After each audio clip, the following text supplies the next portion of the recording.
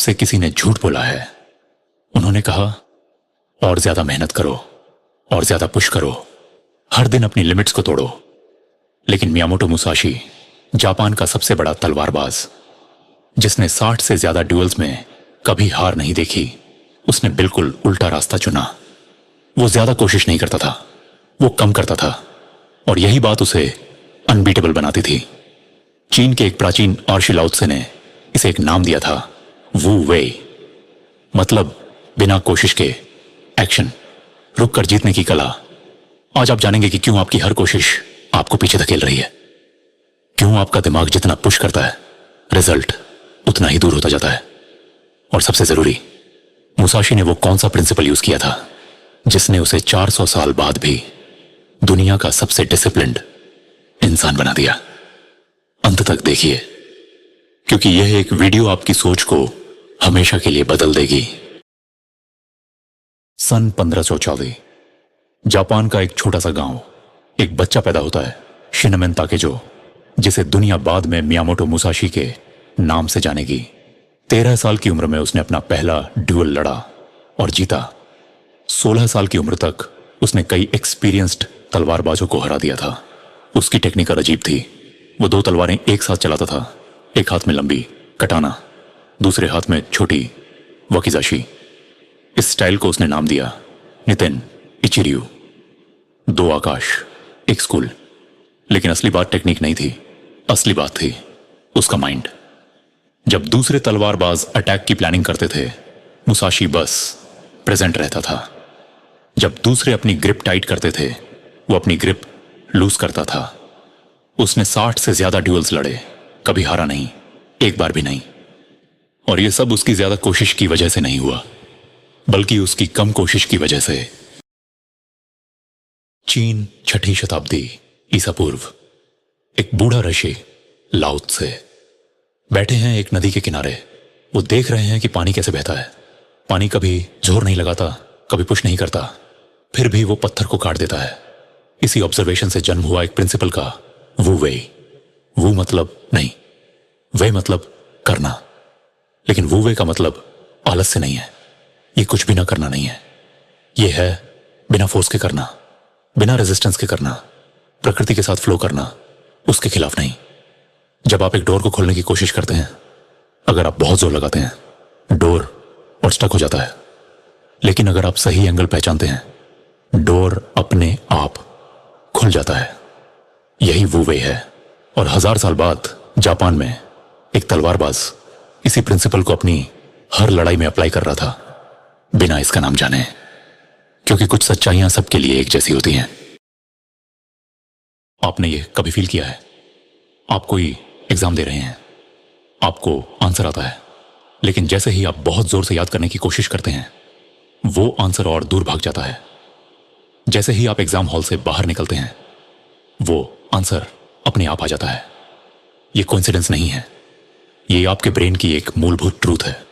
जब आप ज्यादा कोशिश करते हैं, आपका नर्वस सिस्टम स्ट्रेस मोड में चला जाता है। आपका प्रीफ्रंटल कॉर्टेक्स, जो क्रिएटिविटी और क्लियर थिंकिंग के लिए रिस्पॉन्सिबल है, वो शट डाउन होने लगता है। साइंटिस्ट्स इसे कहते हैं पैराडॉक्स ऑफ एफर्ट। जितना ज्यादा आप ट्राई करते हैं, उतना कम आप परफॉर्म कर पाते हैं। एथलीट्स इसे जानते हैं, आर्टिस्ट्स इसे जानते हैं। मुसाशी इसे 400 साल पहले जानता था। आपकी कोशिश एक आग की तरह है। थोड़ी सी आग खाना पकाती है, बहुत सारी आग पूरा घर जला देती है। और आज की दुनिया आपको सिखा रही है, और आग लगाओ और पुश करो और ज्यादा। यही आपकी सबसे बड़ी गलती है। इस जाल का नाम है ट्राइंग ट्रैप। यह ऐसे काम करता है। स्टेप 1, आप कुछ अचीव करना चाहते हैं, यह नेचुरल है। स्टेप 2, आप कोशिश करते हैं, हार्ड काम करते हैं। स्टेप 3, रिजल्ट नहीं मिलता, आप फ्रस्ट्रेटेड होते हैं। स्टेप 4, आप और ज्यादा कोशिश करते हैं, सोचते हैं शायद इनफ नहीं किया। स्टेप 5, आप बर्न आउट हो जाते हैं। स्टेप 6, आप खुद को ब्लेम करते हैं, सोचते हैं मुझ में कुछ कमी है। लेकिन सच ये है, आपकी कोशिश में कमी नहीं थी, आपकी कोशिश ही प्रॉब्लम थी। मुसाशी के एक फेमस ड्यूल में उसका ओपोनेंट सासाकी कोजीरो जापान का दूसरा सबसे बड़ा तलवारबाज था। कोजीरो ने महीनों प्रैक्टिस की, टेक्निक परफेक्ट की, अपनी तलवार मोनोहोशी जाओ को शार्पेस्ट कंडीशन में रखा। मुसाशी ने क्या किया? उसने लकड़ी का एक टूटा हुआ ओए आर उठाया, नाव का चप्पू, कोई शार्पनिंग नहीं, कोई रिचुअल नहीं, और उसने कोजीरो को एक स्ट्राइक में हरा दिया, क्योंकि कोजीरो ने जीतने की कोशिश की थी। मुसाशी सिर्फ प्रेजेंट था। मुसाशी ने अपनी किताब बुक ऑफ 5 रिंग्स में एक कॉन्सेप्ट लिखा, मुशिन, मतलब खाली मन। खाली मन का मतलब है जब आप एक्शन कर रहे हैं तब सोच नहीं रहे। सोचिए इस बारे में। जब आप साइकिल पहली बार सीखते हैं, आप हर सेकंड सोचते हैं, हैंडल कैसे पकड़ूं, बैलेंस कैसे रखूं, पेडल कब करूं। आप बार बार गिरते हैं। लेकिन जब आप मास्टर हो जाते हैं, आप कुछ भी नहीं सोचते, आप बस राइड करते हैं। आपका शरीर जानता है, यही मुशिन है। मुसाशी कहता था, जब तुम तलवार उठाओ, तुम्हारे दिमाग में कोई प्लान नहीं होना चाहिए, कोई विचार नहीं, कोई कोशिश नहीं, बस रिस्पॉन्स। मॉडर्न साइकोलॉजी इसे कहती है फ्लो स्टेट। जब आप इतने डीपली प्रेजेंट हो कि आपको अपना अस्तित्व भी भूल जाता है। फ्लो स्टेट में आप अपना बेस्ट परफॉर्म करते हैं, और फ्लो स्टेट कभी कोशिश से नहीं आता, वो तब आता है जब आप कोशिश करना छोड़ देते हैं। आज से एक एक्सपेरिमेंट करिए। जो काम आप कर रहे हैं पूरी तरह उसमें डूब जाइए, आउटकम को भूल जाइए, बस करिए, देखिए क्या होता है। मुसाशी कहता था, हर चीज का एक रिदम होता है। पानी का रिदम, बारिश का रिदम, लड़ाई का रिदम, लाइफ का रिदम। जो इंसान रिदम को पढ़ना सीख जाता है, वो कभी कोशिश नहीं करता, वो बस राइट मोमेंट पर सही एक्शन लेता है। लेकिन आज आप क्या कर रहे हैं? आप सब ऑप्टिमल टाइम पर फोर्स कर रहे हैं। आप सुबह एनर्जी कम होने पर भी हार्ड काम कर रहे हैं। आप ऐसे डील्स क्लोज करने की कोशिश कर रहे हैं जो अभी राइप नहीं है। आप ऐसे लोगों से कनेक्ट करने की कोशिश कर रहे हैं जो अभी रेडी नहीं है। ये वू वे नहीं है, ये वायलेंस है। फार्मर्स यही जानते हैं। वो अगस्त में बीज नहीं बोते, वो मौसम का रिदम पढ़ते हैं। म्यूजिशियंस ये जानते हैं, वो बीट का इंतजार करते हैं, फिर नोट को पकड़ते हैं। मुसाशी यह जानता था, वो अपने ओपोनेंट की ब्रीथिंग देखता था, उसके स्टेप्स का पैटर्न देखता था, और जब परफेक्ट मोमेंट आता, वो बस हाथ उठाता, एक स्ट्राइक, एंड। आप अपनी लाइफ में कहां फोर्स कर रहे हैं जहां आपको रुकना चाहिए? आप कहां स्विम कर रहे हैं करंट के खिलाफ, जब करंट आपको वहीं ले जाता जहां आप जाना चाहते हैं? सन 1612, कनर्युजिमा आइलैंड। मुसाशी और कोजीरो की फेमस लड़ाई। ड्यूअल स्केड्यूल था सुबह 8 बजे। कोजीरो समय पर पहुंच गया, अपनी तलवार के साथ तैयार। 1 घंटा, 2 घंटे, 3 घंटे, मुसाशी नहीं आया। कोजीरो का खून खौलने लगा, उसका फोकस टूटने लगा, वो फ्रस्ट्रेटेड हो गया। लगभग दोपहर के समय मुसाशी एक छोटी नाव में दिखाई दिया। स्लो, काम, जैसे कहीं देर से पहुंच रहा हो, इसकी उसे कोई परवाह ही ना हो। कोजीरो ने चिल्लाकर कहा, तुम लेट हो। मुसाशी मुस्कुराया, और 2 मिनट्स में कोजीरो मर चुका था। मुसाशी ने जानबूझकर लेट किया था। क्यों? क्योंकि उसे पता था कोजीरो की स्ट्रेंथ उसकी टेक्निक में नहीं थी, उसकी स्ट्रेंथ उसके माइंड में थी। और माइंड को तोड़ना है तो उसे इंतजार करवाओ। यह वू वे का तीसरा प्रिंसिपल है, स्ट्रेटेजिक वेटिंग।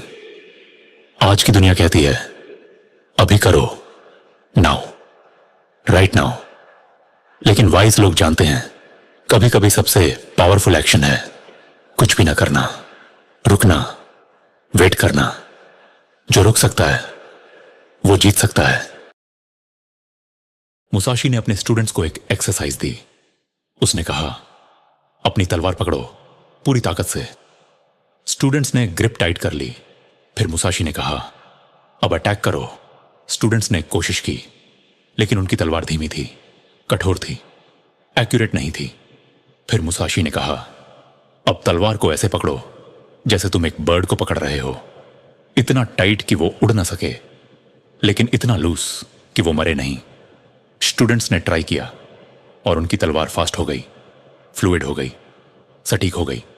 यह सिर्फ तलवार का प्रिंसिपल नहीं है, यह लाइफ का प्रिंसिपल है। आप अपनी जॉब को कितनी टाइट ग्रिप से पकड़ रहे हैं, अपने रिलेशनशिप्स को, अपने रिजल्ट्स को, अपनी आइडेंटिटी को जितनी टाइट आप पकड़ेंगे उतना स्टक आप हो जाएंगे।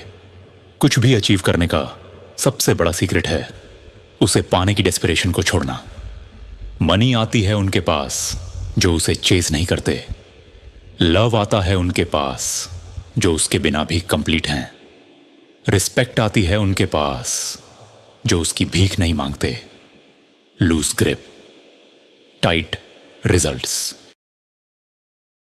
यह सब सुनने में फिलोसॉफिकल लगता है, लेकिन इसे आप आज अभी कैसे अप्लाई करेंगे? 4 सिंपल रूल्स। पहला, सुबह उठकर अपनी ब्रीदिंग पर ध्यान दो, 5 मिनट्स। कोई ऐप नहीं, कोई टेक्निक नहीं, बस ब्रेथ इन ब्रेथ आउट। यह आपके नर्वस सिस्टम को काम मोड में लाएगा। दूसरा, हर काम करने से पहले खुद से पूछो, क्या मैं फोर्स कर रहा हूं या मैं फ्लो कर रहा हूं?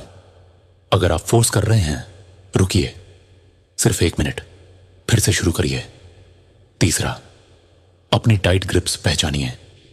कौन सा आउटकम आपको रात को सोने नहीं दे रहा, उसे छोड़िए, मीन इट आज। चौथा, अपनी डे में स्ट्रेटेजिक वेटिंग के मोमेंट्स ऐड करिए। हर डिसीजन तुरंत मत लीजिए, हर मैसेज का तुरंत रिप्लाई मत दीजिए, हर अपॉर्चुनिटी को तुरंत ग्रैब मत करिए, रुकना सीखिए। रिमेंबर, मुसाशी ने 60 से ज्यादा ड्यूल्स जीते थे, इसलिए नहीं कि वो सबसे फास्ट था, इसलिए क्योंकि वो सबसे पेशेंट था। वो वे कोई मैजिक नहीं है, ये एक प्रैक्टिस है। हर दिन इसे चूज करिए। अब एक सच जो अनकंफर्टेबल है।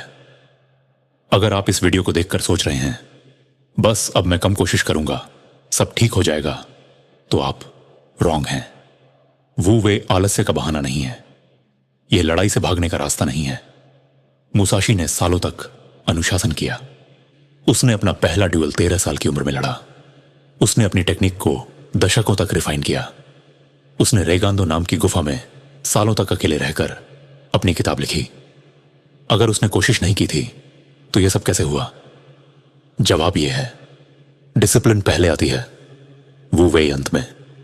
एक म्यूजिशियन को एफर्टलेस परफॉर्मेंस के लिए 10,000 आवर्स प्रैक्टिस करने पड़ते हैं।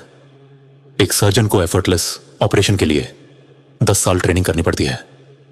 एफर्टलेस मास्टरी का एक छुपा हुआ कॉस्ट है। वो कॉस्ट है शुरुआत में एक्सट्रीम डिसिप्लिन। वो वे बिगिनर्स के लिए नहीं है, ये मास्टर्स के लिए है। अगर आप अभी शुरुआत में हैं तो आपकी सबसे बड़ी जरूरत कोशिश छोड़ना नहीं है। आपकी सबसे बड़ी जरूरत है कंसिस्टेंट प्रयास। पहले डिसिप्लिन, फिर फ्लो, पहले कोशिश, फिर वो वे। ये ऑर्डर कभी उल्टा मत करिए। मियामोटो मुसाशी ने अपनी डेथ से 7 दिन पहले एक डॉक्यूमेंट लिखा। उसका नाम था दोकोदो, मतलब अकेले चलने का रास्ता। उसमें 21 रूल्स थीं जीवन जीने के। उनमें से एक रूल थी, कभी भी किसी चीज पर डिपेंडेंट मत होना। ये वो वे का अल्टीमेट फॉर्म है। जब आप किसी चीज पर डिपेंडेंट नहीं हैं, तब आप ट्रूली फ्री हैं। तब आप फोर्स नहीं करते, तब आप फ्लो करते हैं। अगर यह वीडियो आपको वैल्यूएबल लगी तो लाइक करिए, सब्सक्राइब करिए, क्योंकि अगली वीडियो में हम बात करेंगे मुसाशी की दोकोडो की 21 रूल्स पर। जो पढ़ लेगा वो अपनी लाइफ फंडामेंटली बदल देगा। कमेंट्स में लिखिए, आप अभी अपनी लाइफ में सबसे ज्यादा कहां फोर्स कर रहे हैं? सबसे टाइट ग्रिप किस चीज पर है आपकी? मैं हर जेन्युइन कमेंट का रिप्लाई दूंगा। याद रखिए, शेर हर दिन शिकार नहीं करता, लेकिन जब करता है एक अटेम्प्ट में करता है। कम करिए, बेटर करिए। मिलते हैं अगली वीडियो में।